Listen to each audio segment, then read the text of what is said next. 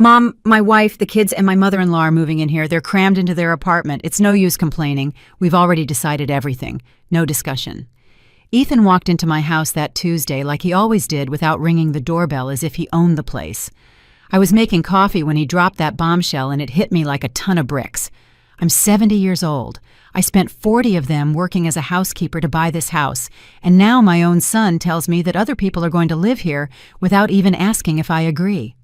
But what he didn't know was that as he spoke with such arrogance, I was already calculating. I was already thinking. This time, Rose Gomez wasn't going to stay quiet, accepting what was convenient for everyone but me. I just stood there with the coffee pot in my hand, watching him pace my living room as if it were his, as if all those years I spent cleaning other people's houses to have my own meant nothing, as if my opinion was an insignificant detail in a decision he had already made without me. "Did you hear me? Mom Martha is already packing. The kids Leo and Chloe are excited because they'll have more space to play. And Olivia can't be alone anymore. She's getting too old, and we can't afford a caregiver. There's plenty of room here, and you live alone." Olivia, my daughter-in-law's mother. A woman I barely knew was now going to live in my house, in my sanctuary, in the place where I had finally found peace after being widowed after raising 5 children, after a lifetime of giving and giving without getting anything in return. A stranger was going to take over my guest room, the space I had worked so hard to furnish with my own savings. "Ethan," I said, keeping my voice calm, even though something inside me was breaking. "This is my house. I bought it. I pay the mortgage."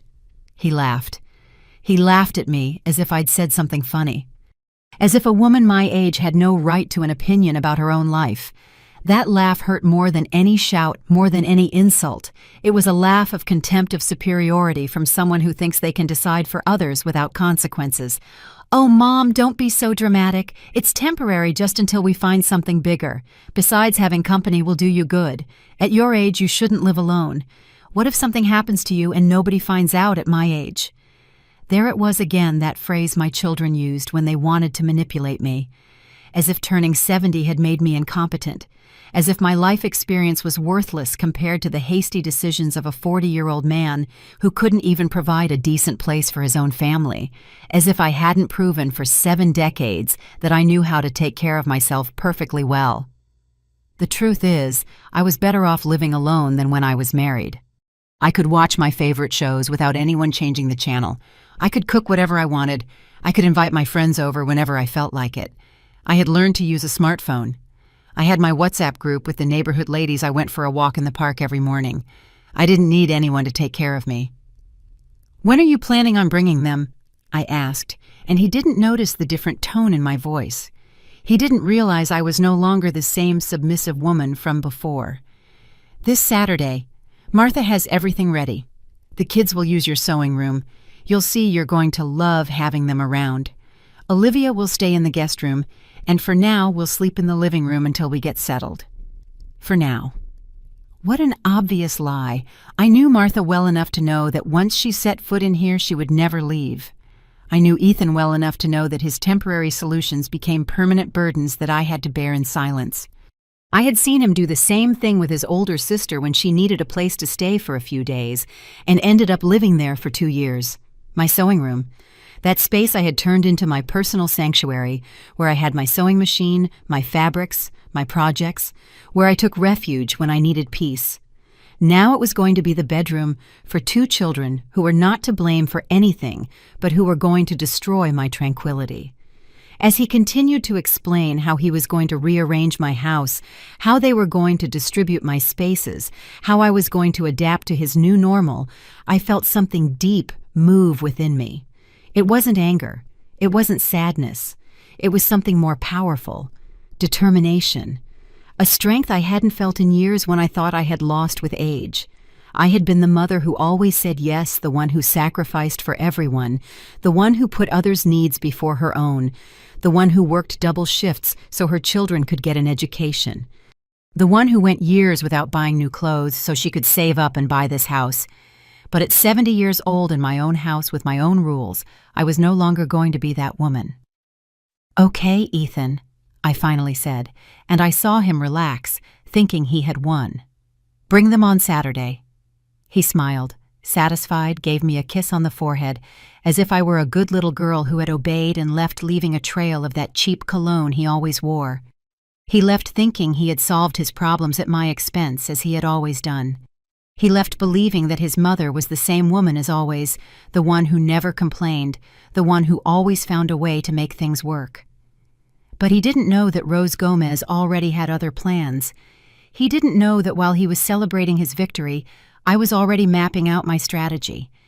He didn't know that this time, for the first time in 70 years, I was going to play by my own rules.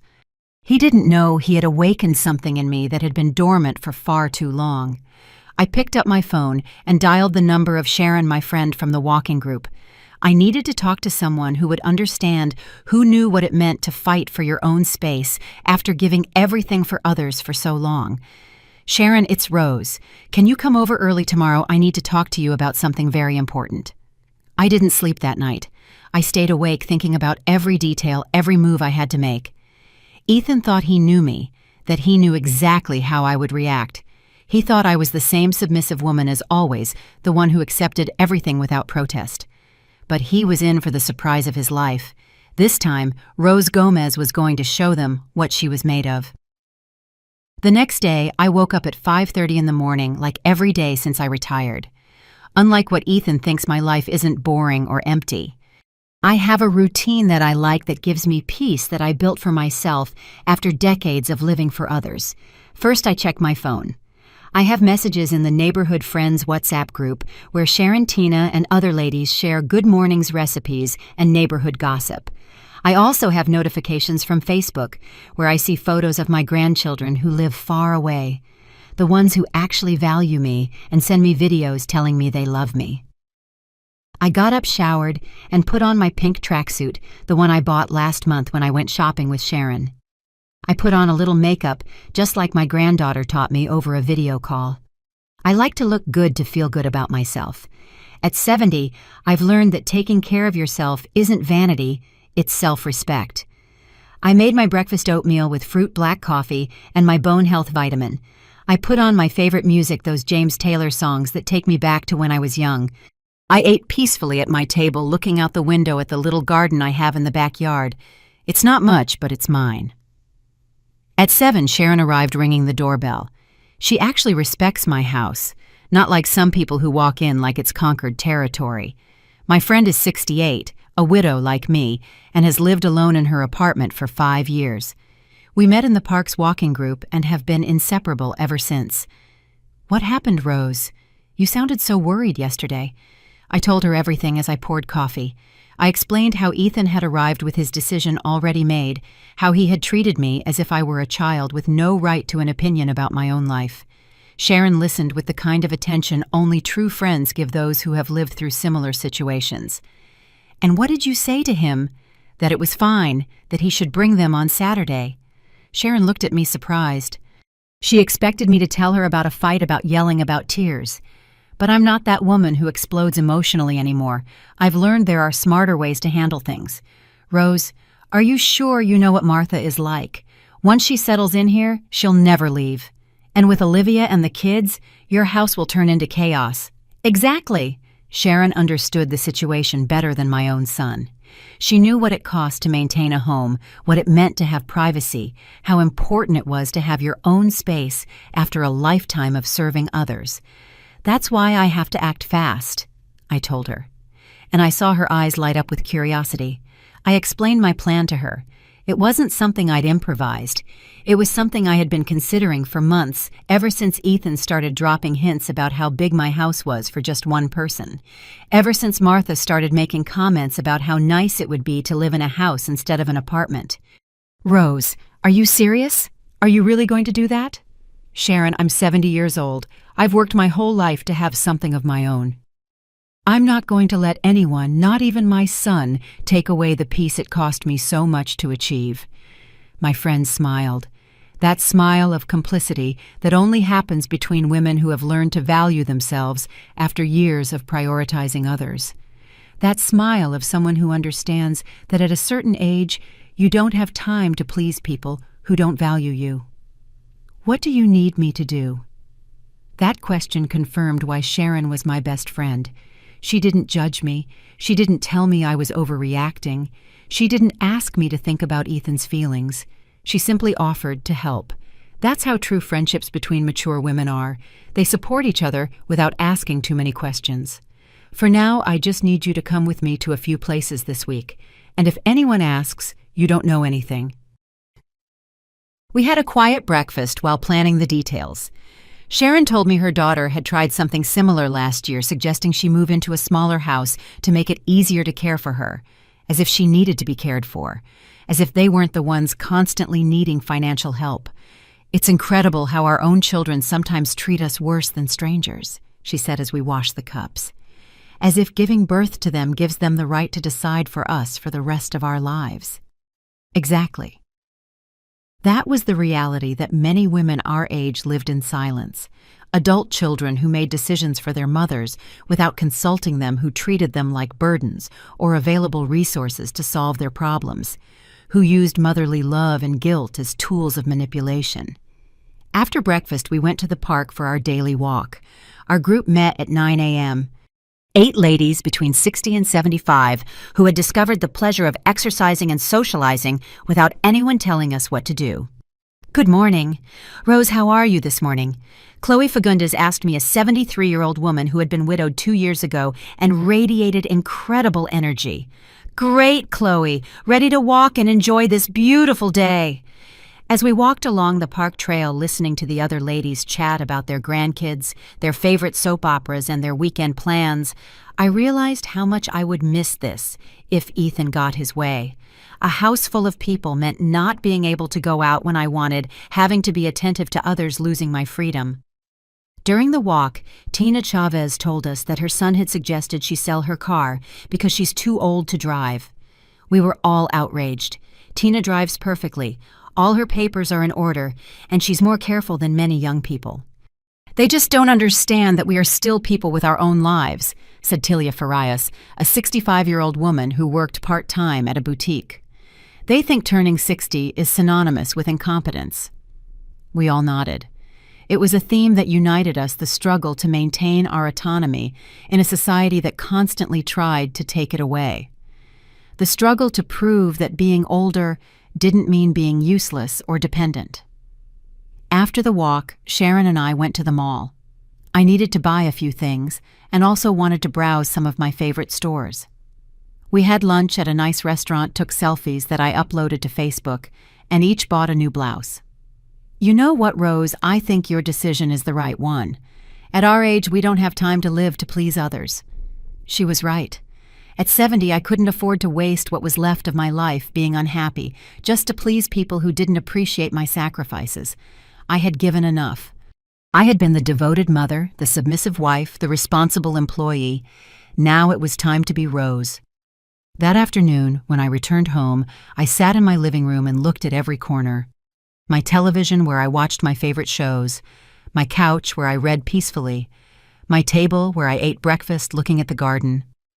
All of that was going to change if I let Ethan get his way. But I wasn't going to let him. This time, Rose Gomez was going to fight for what was hers. On Wednesday morning, while I was having my coffee and checking messages from my WhatsApp group, the doorbell rang. It was Martha. My daughter-in-law arrived with a smile that didn't fool me, that calculated smile she used when she wanted something from me. Good morning, Mom. How are you? Mom. That's what she called me when she needed something. When she didn't need anything, she barely said hello. She was holding a box of donuts as if a $5 gift was enough to soften me up for what was coming. Fine. Martha, come in. Want some coffee? Oh, yes, thank you. I came to talk about the move on Saturday. I wanted you to know that we're going to be very careful with your things. Don't you worry about a thing. My things, as if I were a guest in my own house. As if she were the new owner reassuring me about the care of my belongings. But I kept my cool, smiled, and served her coffee in my nicest cup. So, you have everything ready? I asked, as I sat across from her at my dining table. Yes, almost everything is packed. The kids are super excited. Leo asks me every day when we're moving here, and Chloe has already picked which bed she wants in the sewing room. The sewing room, my sacred space. where I had my sewing machine, my fabrics organized by color, my patterns, my half-finished projects, where I spent my afternoons creating beautiful things for myself and my friends. Now it was going to be the bedroom for 2 children who were going to mess everything up. And my mom, Olivia, is very grateful. You know, she can't live alone anymore. She forgets things. Sometimes she doesn't remember to take her medicine. She'll be better cared for here. There was the emotional manipulation, presenting the invasion of my home as an act of charity, as if I were responsible for the well-being of a woman I barely even knew, as if refusing this imposition would make me a cruel and heartless person. And where will you two be sleeping? For now, in the living room on a sofa bed we're bringing. But don't worry, we'll be very tidy. And Ethan already talked to a contact to see if we can get something bigger soon. Soon. Another lie. They had been living in that 2-bedroom apartment for 3 years because they couldn't afford anything better. Ethan worked as a rideshare driver and Martha in a clothing store, both with unstable incomes. They weren't going to get anything bigger. They were going to stay in my house indefinitely. Mom, I also wanted to tell you that we're going to help with the expenses. Don't you worry about that. Help with the expenses. How generous they were going to help pay for the electricity, water, and gas in a house that wasn't theirs, as if they were doing me a favor. As if the fact that 4 more people were living here wouldn't double or triple all the bills. How much are you planning to contribute? The question caught her by surprise. She didn't expect me to be so direct. She shifted uncomfortably in her chair and looked down. Well, we were thinking, whatever we can. You know how tough things are for everyone right now. Of course. Whatever they could. That meant they would give the bare minimum. When they could, if they could. Meanwhile, I would be stuck with all the expenses of supporting a family of 5. Martha, can I ask you something? Yes, of course. Did you two ask me if I wanted you to come live here? The question completely threw her. She got nervous, started fiddling with her napkin, and avoided my gaze. It was obvious they hadn't considered my opinion important in a decision that was going to completely change my life. Well, Mom, it's just that Ethan said you were okay with it, that you thought it would be nice to have company. He told you that? Yes, he told me you were very happy with the idea, that you were feeling very lonely here. Lies. Ethan had lied to her so she wouldn't feel guilty about the invasion. He had told her I was happy with the situation so she could sleep soundly knowing they were using me. Martha, I'm not lonely. I have my friends, my activities, my routine.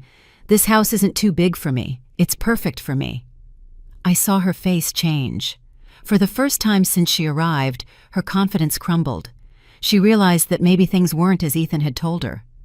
But Ethan said a lot of things that aren't true. He told you he asked me if I agreed. He told you we discussed the terms. He told you I accepted voluntarily. Each question was like a slap of reality. Martha was realizing that she had been an accomplice to something that wasn't right, that she had participated in a decision made without considering my feelings. Mom, we thought you didn't think about me at all. You thought about solving your space problem and decided I was the solution. She fell silent. For the first time in 5 years of being my daughter-in-law, Martha was speechless. For the first time, she realized that maybe they had made a mistake. You don't want us to come. What do you think, Martha? Would you want 4 people to show up at your house without asking if you agreed? She didn't answer me. She just sat there, fidgeting with her napkin, processing the reality of the situation. Probably for the first time, she put herself in my shoes and realized how unfair this all was. But we've already packed everything. We already talked to the landlord of the apartment. We already told the kids. And there it was, the real reason they couldn't back out. It wasn't because they didn't understand they were wrong, but because they had already burned their bridges. They had already committed to irreversible decisions based on an imposition that should have never happened. Martha, those are problems you created when you decided for me without consulting me. I'm not responsible for the consequences of decisions I didn't make. She stood up from the table. She wasn't smiling anymore. There was no sweetness in her voice. Now she was annoyed because I wasn't cooperating with her plans as expected. "Ethan told me you would agree." Ethan was wrong. "So what are we going to do? We have nowhere to live now. That's something you two need to figure out. I didn't create this problem." She left without saying goodbye, leaving the donuts on the table as a reminder of her failed attempt at manipulation. She left angry but also worried. For the first time, she realized that Rose Gomez was not the complacent old woman they had taken for granted. When the door closed, I sat on my couch and took a deep breath. It had been the first battle, and I had won it. Martha already knew things weren't going to be as she expected. Now I had to prepare for when Ethan found out his perfect plan was starting to fall apart. I took out my phone and sent a message to Sharon. It started. Martha came and left with a face you wouldn't believe. The reply came immediately. "Are you okay? Do you need me to come over? I'm perfect. Tomorrow we continue with the plan." For the first time in a long time, I felt powerful. I felt like Rose Gomez, not Ethan's mother or Martha's mother-in-law. I felt like a woman who knew exactly what she was worth and wasn't going to let anyone else decide for her. On Thursday night, Ethan arrived in a rage. He didn't ring the bell, he didn't say hello. He walked straight in with that annoyed face he made when things didn't go his way. I was watching my favorite soap opera peacefully on my couch when he burst into my living room like a hurricane. "What did you say to Martha?"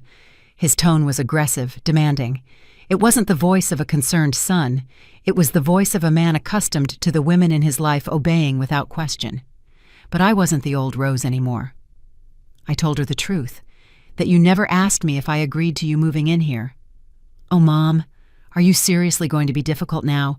We have everything ready. We already talked to the landlord. The kids already know they're moving. Now you're saying you don't want to." Being difficult. As if defending my right to decide about my own house was an old woman's tantrum. As if my feelings were an annoying obstacle in his perfect plans. "Ethan, sit down. Let's talk like adults." "I don't have time to talk. I have to work early tomorrow, and Saturday is moving day. I just need you to cooperate." "I am not going to cooperate with something I never agreed to." He stood in the middle of my living room, staring at me as if I'd gone crazy. As if a 70-year-old woman didn't have the right to change her mind or defend her own interests. "What's wrong with you? You were never this selfish before." Selfish. There was the word I'd been waiting for, the word he always used when I didn't do what he wanted, as if taking care of myself was a character flaw. Selfish for not wanting my house to be invaded, selfish for wanting to keep my peace and quiet. "You live alone in a 3-bedroom house. We're crammed into a tiny apartment. Any normal mother would be happy to help her son." Any normal mother. Another manipulation tactic.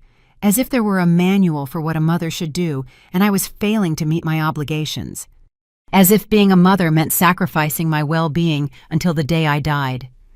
"Ethan, do you have any idea how much it cost me to buy this house? Yes, I know you worked hard, but what's the point of having a big house if you don't share it with your family? The point is so I can live in peace after 70 years of giving everything for others." That answer threw him off. He didn't expect me to be so direct, to put my needs before his.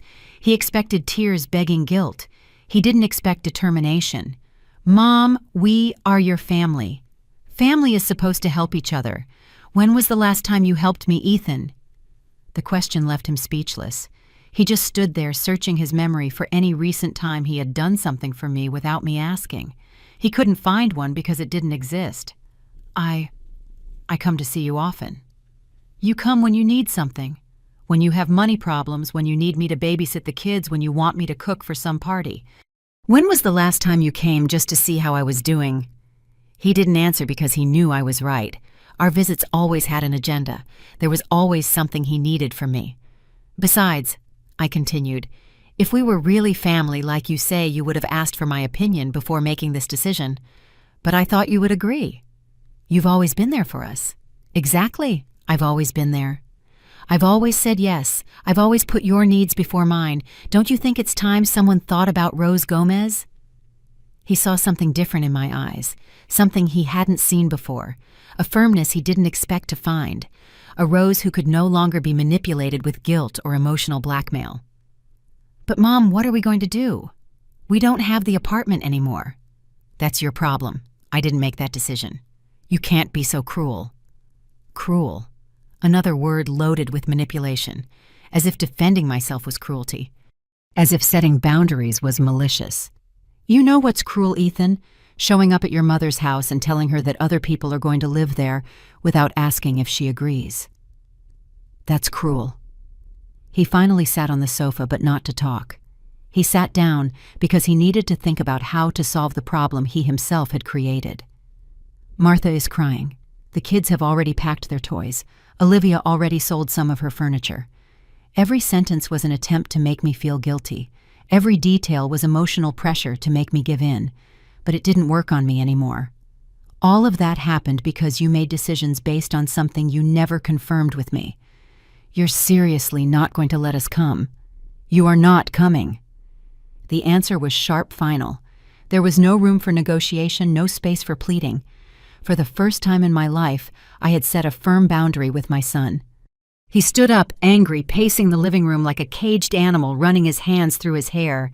He was desperate because his perfect plan had fallen apart. "What if we pay rent? What if we contribute to all the expenses?" "No." "What if it's just temporary, just until we find something?" "No." "What if we promise not to bother you to respect your space?" "No." Every no was like a stab to his male pride. He wasn't used to women telling him no, especially not his mother. "I don't understand what's wrong with you. You used to be different." "I used to be a woman who didn't know her own worth. Now I'm a woman who does." He left, slamming the door, shouting that I was selfish, that he couldn't believe his own mother could be so heartless. He left, promising he would come back to make me see reason. But it was too late. Rose Gomez had made a decision, and there was no turning back. That night I went to bed feeling calm for the first time in days. I had confronted Ethan and I had won. I had set boundaries and I had defended them. I had defended myself. For the first time in 70 years, I felt truly free. On Friday morning, I woke up with a strange feeling in my chest. It wasn't nervousness. It wasn't fear. It was excitement. For the first time in years, I felt completely in charge of my own decisions, and that gave me an energy I hadn't felt in a long time. After my morning routine, I called Sharon. "Ready for the most important day?" she asked, with that complicity only true friends have. "More than ready. Pick me up in an hour." The plan I had been brewing for months was finally going to be executed. It wasn't something improvised. It wasn't an emotional reaction. It was a strategic decision I had been considering ever since Ethan started dropping hints about how big my house was for just one person. Sharon arrived on time in her white sedan. The car her son had also suggested she sell because she was too old to drive. Like me, she had completely ignored that absurd suggestion. "Nervous?" she asked as I got in the car. "Not at all. On the contrary, I feel more confident than ever." Our first destination was the bank. For years I had been saving in an account Ethan didn't know about, an account where I deposited money every month since I retired. It wasn't a huge amount, but it was enough for what I had planned. "Good morning, Mrs. Gomez." The manager greeted us when we arrived. "How can we help you today?" "I need to make a transfer." "A large transfer." The woman checked my account on the computer and nodded. For the last 5 years, I had been very disciplined with my savings. I lived on my pension and saved everything I earned from sewing clothes for the neighborhood ladies. "How much do you need to transfer?" I told her the exact amount. The manager raised an eyebrow in surprise but didn't ask any questions. It was my money, my decision. "Are you sure about this transaction, Mrs. Gomez?" "Completely sure." Sharon squeezed my hand while we waited for the transfer to process. She knew what this step meant to me. She knew there was no turning back. "All right, Mrs. Gomez, your transfer has been processed successfully." We left the bank and went straight to our second stop, the real estate office. Mr. Raymond Fields, a man in his 50s who had been helping me for the past few weeks, greeted us with a smile. "Mrs. Gomez, how are you? Ready to sign?" "More than ready, Mr. Fields." I sat across from his desk while he prepared all the documents. Sharon stayed by my side, witnessing one of the most important moments of my life. "Are you absolutely sure about this decision?" he asked. Once we sign, there's no way to cancel the transaction. Mr. Fields, I'm 70 years old. I've made very few truly important decisions in my life because I was always thinking about others. This is my decision, and I am completely sure. I signed each document with a steady hand. My name, Rose Gomez, appeared on every page as the sole person responsible for that transaction. There were no CO signers, no guarantors, no one else involved. It was all mine. Perfect. You'll have the keys to your new property in 24 hours. New property. The words sounded like music to my ears. A place no one knew about, that no one could claim, that was completely mine. And the other transaction, I asked. That's also being processed. The buyers are very excited. It's a beautiful house in a great location. We had no trouble finding interested parties. Sharon looked at me with admiration.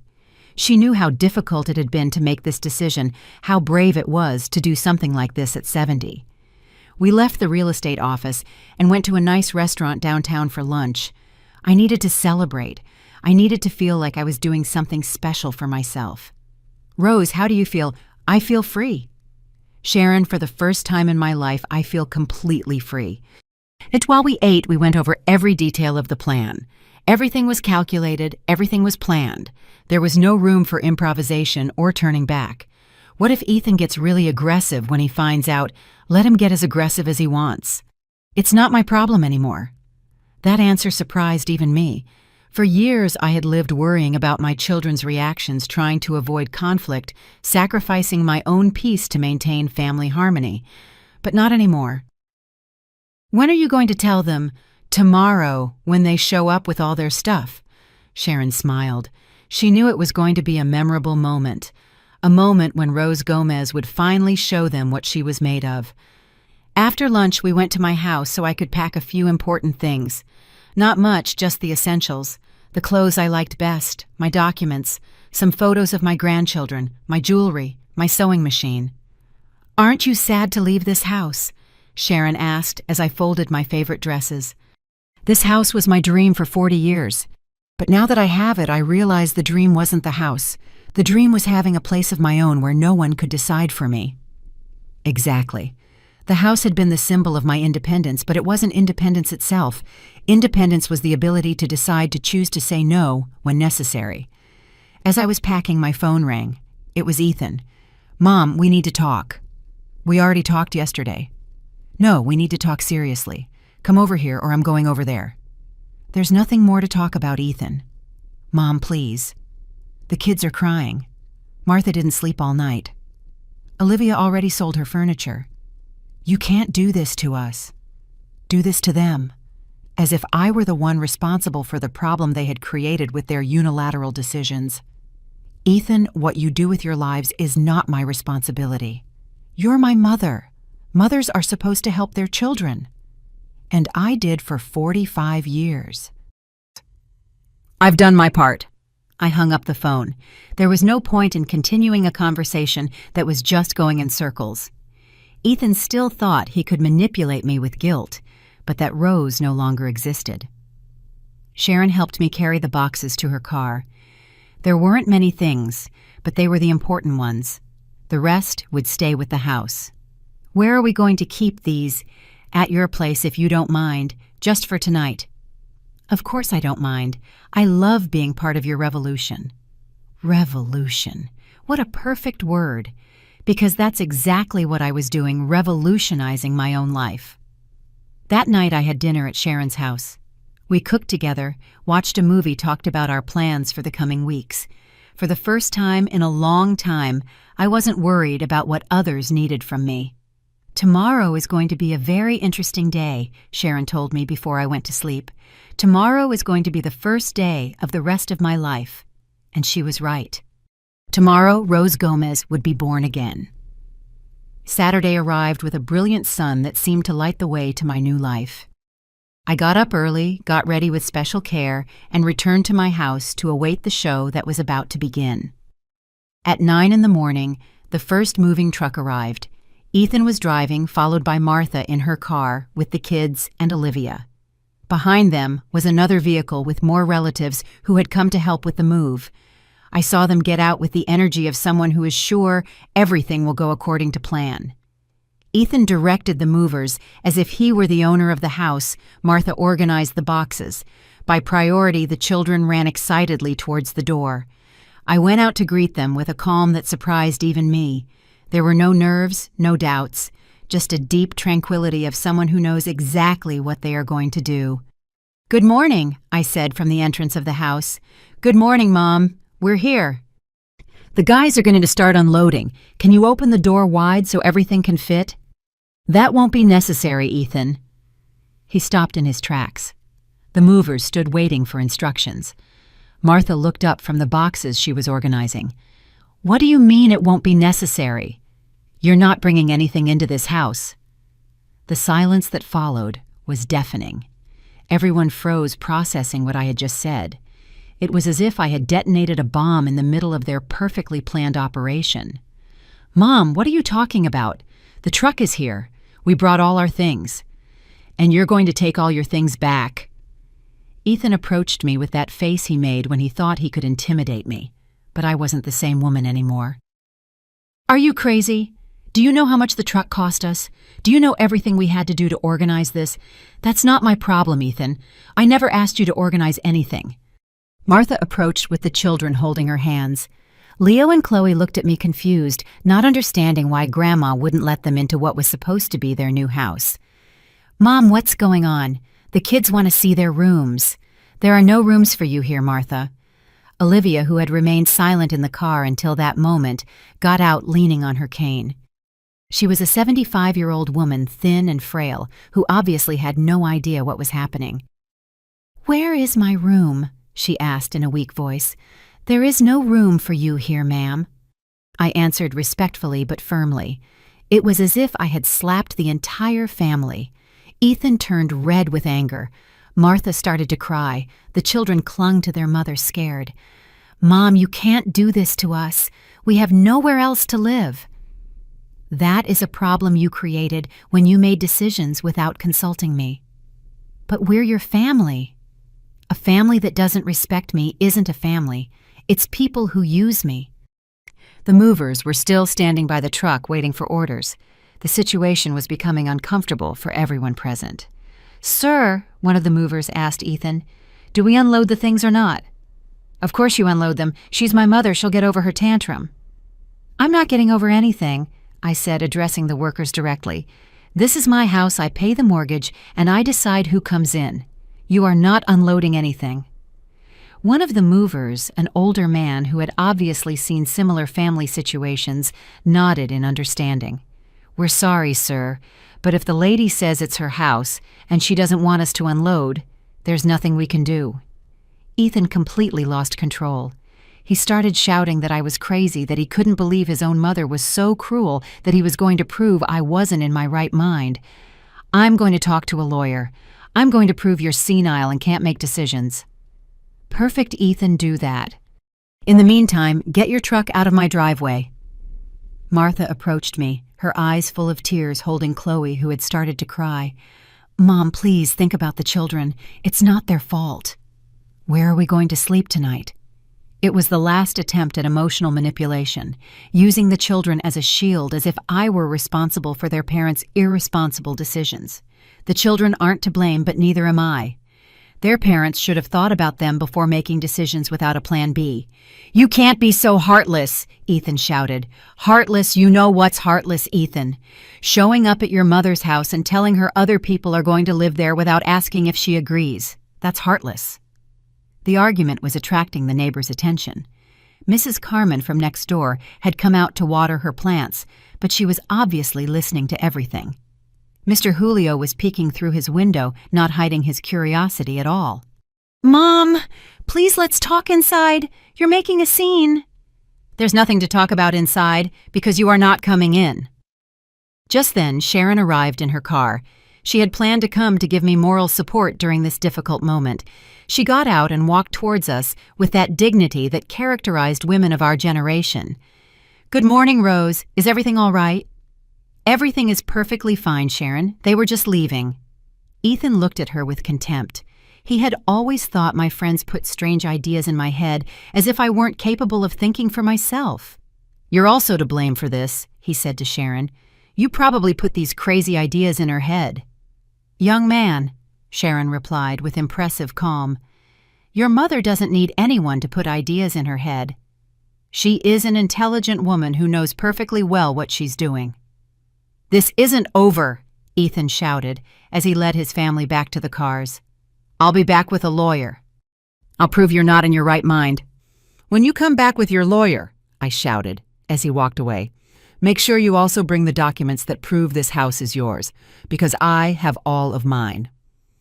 They left as they had arrived, but with the boxes still in the truck and with a humiliation they had never experienced.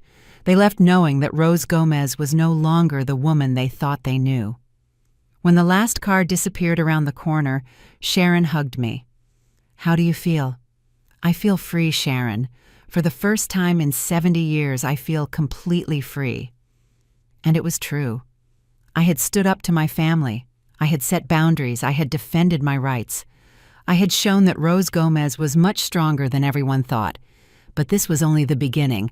The best was yet to come. All Saturday afternoon, my phone didn't stop ringing. Calls from Ethan, texts from Martha, even calls from relatives I didn't even know had my number, all with the same goal, to make me change my mind. The first call was from my sister Tina, who lives out of state and had obviously received a very distorted version of the events. "Rose, is it true you kicked Ethan and his family out? What's wrong with you? That boy is desperate." "Tina, I didn't kick anyone out. I simply didn't allow them to enter my house without my permission." "But he's your son, Rose. Sons can always count on their mothers." "Sons can count on their mothers, but they can't decide for them." My sister didn't understand. For her, like for many women of our generation, being a mother meant being eternally available to solve her children's problems regardless of the personal cost. Where are they going to live? Where are the children going to sleep tonight? That's something Ethan needs to solve. He created this problem. "Rose, don't be so harsh. Help them even if it's just temporarily." "No." "Tina, I've helped enough for 45 years. I hung up and turned off my phone. There was no point in listening to the same arguments over and over. The entire family had decided I was the villain of the story, the cruel mother who had abandoned her son in his time of need. Sharon stayed with me all afternoon. We cooked together, watched TV, talked about everything except the family drama. I needed normalcy. I needed to remember that there was a world beyond Ethan's problems. But at 7 in the evening, everything changed. They arrived again, but this time they weren't alone. Ethan brought John Chavez, his godfather, a 60-year-old man who had always acted as a mediator in family conflicts. "Good evening, Rose." John greeted me with that deliberate voice he used when he wanted to sound wise. "Can we come in and talk?" "Good evening, John." "Of course, come in." They entered my living room as if it were a diplomatic negotiation. John sat on the main sofa. Ethan remained standing, clearly annoyed, but trying to control himself in front of his godfather. "Rose, Ethan told me what happened. I think there's been a misunderstanding." "There's no misunderstanding, John. Ethan decided his family was going to live in my house without consulting me. I decided they would not. But Rose understands the situation. The boy is desperate. He doesn't have the apartment anymore. He's already spent money on the moving truck. The kids have nowhere to sleep. Those are all consequences of decisions he made without consulting me." John sighed as if he were dealing with a spoiled child. It was the same patronizing attitude I had seen my whole life, older men trying to explain to women what their duty was. "Rose, I know you feel offended because they didn't ask you, but now we need to think about practical solutions." "The practical solution is for them to find another place to live. And in the meantime, you're going to leave them on the street." "I'm not leaving them anywhere. They put themselves in this situation." Ethan couldn't take it anymore and exploded. "That's enough. You can't be so selfish. We are your family." "Ethan," John interrupted him, "let me talk to your mother." He turned to me with that condescension I hated so much. "Rose, I understand you're upset, but think about the children. Think about Olivia, who is an elderly woman who needs care. Are you really going to let them sleep in the car? The emotional manipulation was now coming from someone with more experience, someone who knew exactly which buttons to push to make me feel guilty. John, neither the children nor Olivia are sleeping in the car. They are at Martha's parents' house. Ethan is exaggerating the situation to make me feel bad. He fell silent. He didn't expect me to be so well informed about the real situation. Besides, I continued, if they were really so worried about the children and Olivia, they would have planned better before making irreversible decisions. Rose, don't be resentful. The boy made a mistake, but he's sorry now. I looked at Ethan. There wasn't a hint of remorse on his face. There was only frustration that his plans hadn't worked. Are you sorry, Ethan? Are you sorry for not consulting me? Mom, I thought you would agree. That's not the question. I'm asking if you regret not consulting me. He remained silent. He couldn't admit he was wrong because that would mean accepting that I had rights he had ignored. The problem isn't whether you thought I would agree. The problem is that you made a decision about my life without including me in the conversation. John tried another strategy. Rose, what do you need to reconsider? Do you want them to pay rent? Do you want to set specific rules? I don't want anything, John. I just want them to respect my decision. And what is your final decision? That they are not going to live in my house. Ethan stood up furious. Fine, I get it. You'd rather live alone in your big house than help your own family. I'd rather live with dignity than be a slave in my own house. No one was going to make you a slave. No. Who was going to cook for 5 more people? Who was going to clean up after you? Who was going to take care of Olivia when she got sick? Who was going to pay the electricity, water, and gas that 5 more people would consume? He didn't answer because he knew the answer was me. Rose Gomez was going to carry the entire burden while they sorted out their lives. Besides, I added, if it were really temporary, like you said, you could rent a small place for a few months, but we know it's not temporary. We know that once you're here, you would never leave. John realized he had lost. There was no argument he could use to convince me, because all my points were valid. Rose, I hope you don't regret this decision. I've regretted not making decisions for years. I'm not going to regret starting to make them. They left more quietly than they had arrived. John, accustomed to resolving family conflicts with his patriarchal wisdom, had been defeated by a 70-year-old woman who simply knew her worth. Ethan left without saying goodbye, but before he walked out, he yelled at me from the door. Don't forget that one day you'll be old and sick, and you'll need someone to take care of you. When that day comes, I replied without losing my composure, I'll hire someone to take care of me with respect, not someone who sees me as a burden. That night after Sharon left, I sat in my living room and felt a peace I hadn't experienced in years. I had resisted all attempts at manipulation. I had stood my ground despite family pressure. Rose Gomez had won this most important battle of her life, but the war wasn't over yet. On Sunday, I had an early breakfast because I had an important appointment. At 10 in the morning, Mr. Raymond Fields arrived with a folder full of documents and a smile that immediately put me at ease. Good morning, Mrs. Gomez. I'm here to give you the keys to your new property. The keys. I finally had the keys to my new life in my hands. A smaller but more modern house in a quiet subdivision where nobody knew me, where nobody had expectations about what Rose Gomez should or shouldn't do. And here are the documents for the sale of this property. Everything went perfectly, ma'am. The buyers are very happy. They've already deposited the full amount. I signed the last papers feeling a mix of nostalgia and excitement. This house had been my dream for 40 years, but now it had become a battlefield. It was time to let it go. When do you need to hand over the property? Today, if possible. The buyers want to move in this week. Perfect. There was no time for regrets or doubts. Sharon arrived with her car just as the lawyer was leaving. We had arranged to pick up my things and officially move me into my new life. Ready for the big change? She asked as we loaded the last boxes. More than ready, Sharon. I feel like I'm starting a new life. As we were putting my belongings in the car, Mrs. Carmen, my longtime neighbor, came over. She had been a good, respectful, and discreet neighbor, but she was obviously curious about everything that had happened. Rose, is it true you're leaving? Yes, Carmen, I'm moving today. And was all this because of the fight with Ethan? It wasn't a fight, Carmen. It was my decision. She looked at me with that expression I knew well, that of someone who didn't understand how a mother could choose her own well-being over her children's needs. Don't you feel bad leaving the house where you lived for so many years? I feel worse for having wasted so many years not truly living. She didn't understand my answer, but she wished me luck and said goodbye with that formality people use when they don't approve of your decisions, but don't dare say it to your face. We were finishing loading when Ethan arrived. He was alone without Martha, or the kids, with a face that mixed anger and desperation. What's going on here? Why are you loading your things? I'm moving, Ethan. You're moving to where? To my new house. He stood on the sidewalk as if he had been physically struck. He didn't expect this.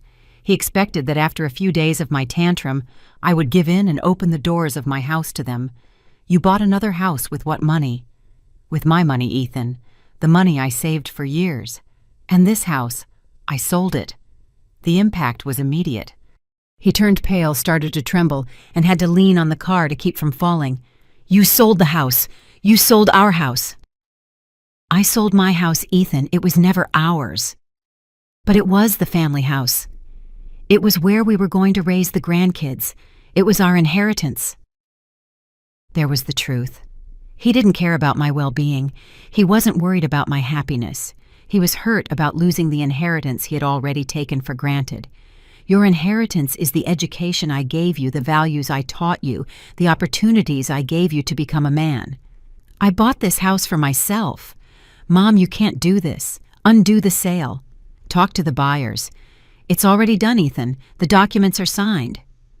The money is in the bank. He sat on the curb and started crying like a child.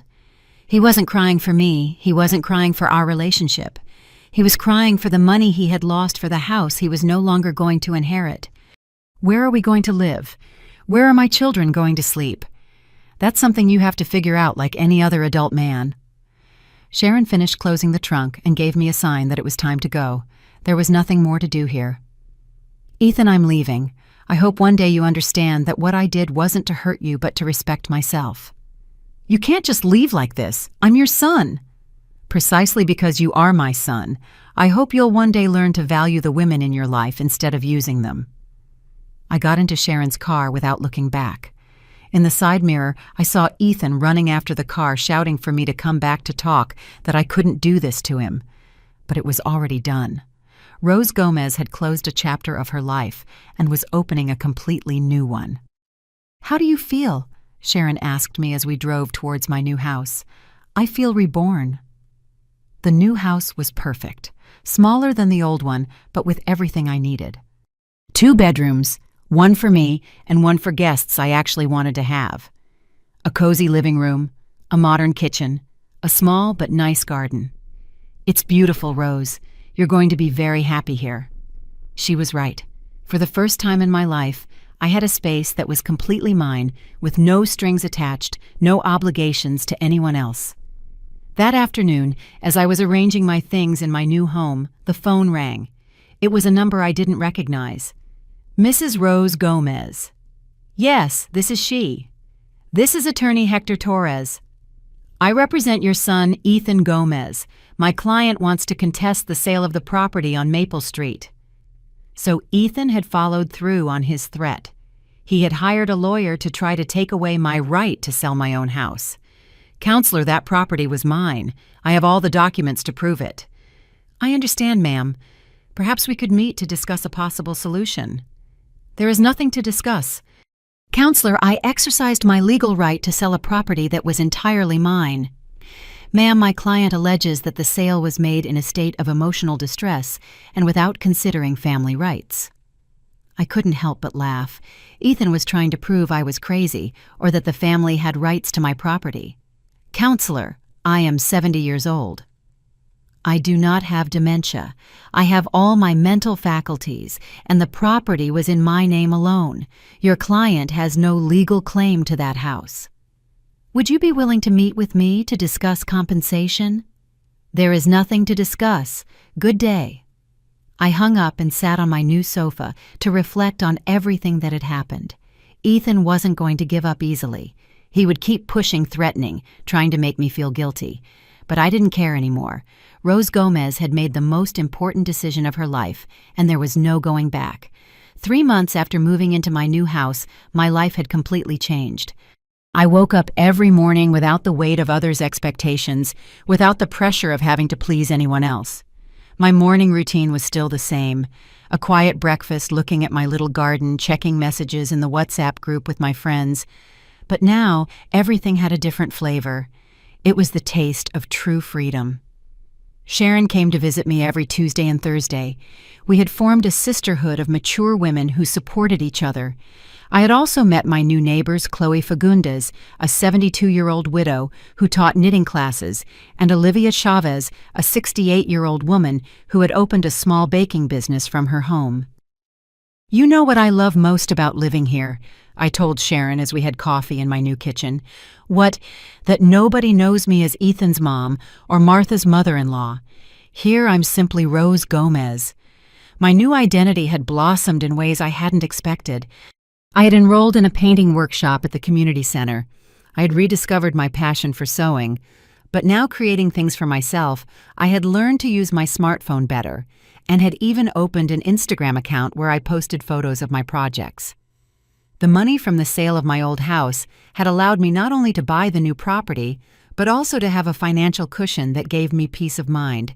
For the first time in my life, I wasn't financially dependent on anyone, and that feeling was intoxicating. "Have you heard anything from Ethan?" Sharon asked me. "His lawyer called me 2 more times, but I don't answer anymore. Tina told me they finally found a larger apartment to rent." Life had moved on for everyone.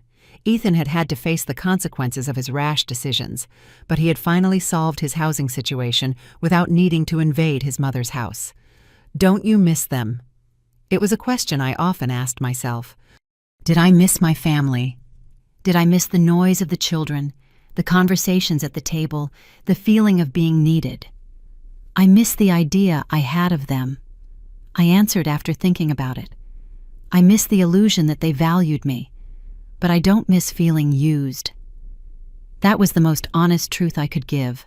For years I had confused being useful with being loved, being needed with being respected. One Sunday afternoon, while I was watering the plants in my garden, the doorbell rang. It was Leo, my 8-year-old grandson, accompanied by Chloe, my 6-year-old granddaughter. They were alone, which surprised me. "Grandma!" Leo shouted, running towards me. "Hello, my loves. What are you doing here? Where are your parents?" "Dad brought us, but he stayed in the car," Chloe explained. "He told us to tell you that he misses you a lot." Emotional manipulation using the children. Ethan had sunk to that level of desperation. "And do you miss me?" I asked, crouching down to their level. "Yes, Grandma. Why don't you live in the big house anymore?" "Because I bought a nicer house where I can be happier." "Can we see it?" "Of course." I let them in and showed them every corner of my new home. Their eyes lit up when they saw my sewing room perfectly organized with colorful fabrics and my machine running. "It's so pretty. Can you teach us to sew?" "Of course. When your parents give me permission, you can come on weekends and I'll teach you." We played for an hour. I made them their favorite cookies. We watched cartoons. We took selfies that I uploaded to my Instagram. These were genuine moments, without pressure, without a hidden agenda. When my phone rang, I knew it was Ethan asking about the kids. "Mom, are the kids there?" "Yes, they're here. Very happy, by the way." "We can come pick them up." "You can come, but only to pick them up. I'm not going to argue with you in front of them." 10 minutes later, Ethan and Martha arrived. They looked different, more tired, more serious. The financial pressures of supporting a family without external support had visibly affected them. "Hi, Mom." Ethan greeted me with a softer voice than last time.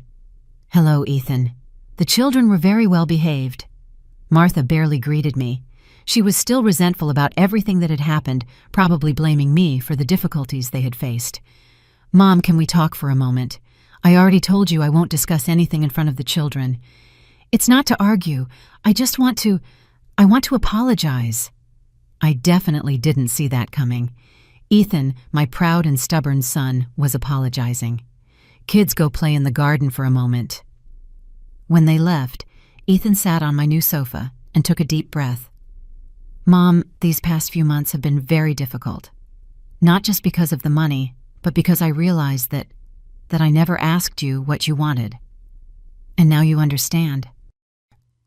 Yes, now I understand that I made decisions about your life without considering your feelings, and I apologize for that. It was progress.